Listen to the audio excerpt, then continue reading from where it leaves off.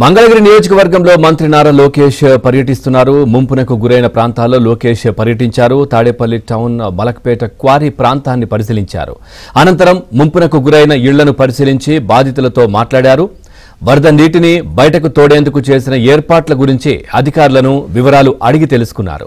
ప్రభుత్వం నుంచి అందుతున్న సాయం, ప్రస్తుతం ఉన్న ఇబ్బందుల గురించి బాధితులను లోకేష్ వివరాలు అడిగి తెలుసుకున్నారు.